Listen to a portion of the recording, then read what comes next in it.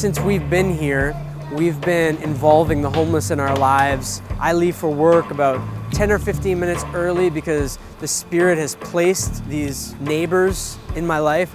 So they're literally on my street, in our parks, on street corners, and I walk by them every day. And so the Spirit has shown me that these are people that you're called to. These people are part of the mission that I have here. When we moved to Montreal, we were very focused on neighbors and meeting our neighbors and loving our neighbors, but we found we had these new neighbors that we didn't really know what to do with, and they were neighbors that didn't have a home. So what were we going to do with these people? Were we going to ignore them, or were we really going to engage them? We just started sitting with them, listening to them, and asking the Spirit to show us what to do because we really had no idea.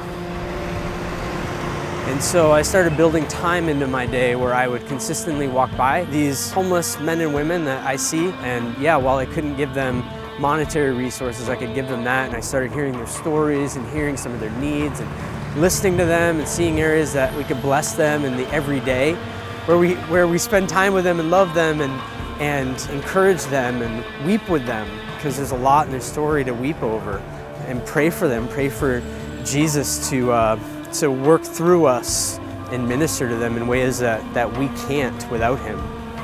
And so these great relationships have started being formed, especially with one guy named Noah and 3 of his friends. Hi, my best friend.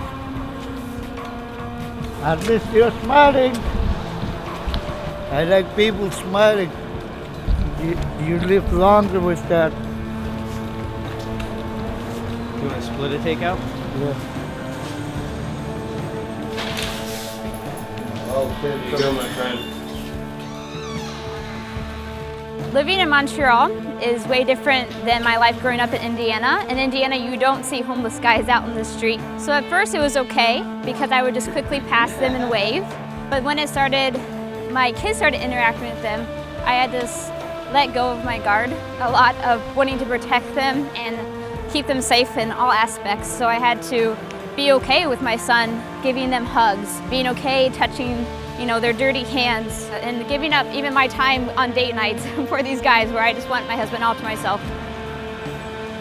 Even before I leave the house, it's like, all right, Spirit, I need you to help me to be okay stopping. Help me to be okay that my schedules may push aside. Help me be okay for the safety and comfort of me being a mom to my kids, to be crushed in a way for what the Spirit wants to do and not what I want to do.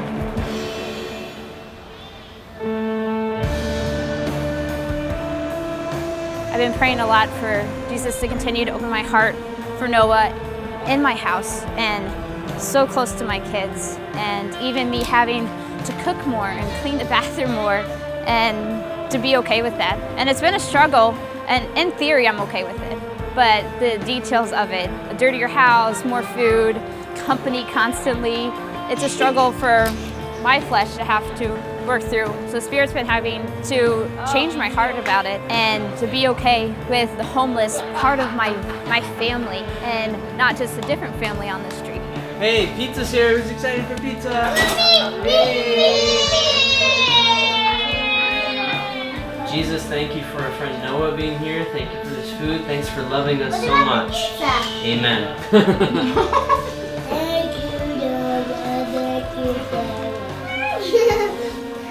I'm always comfortable with you guys. We're comfortable with you. Always. Love you. Need me to block the wind for you? You know me. You always make me smile. The only reason why I would serve anyone in any way, in any form, is because I've been served so perfectly by Jesus.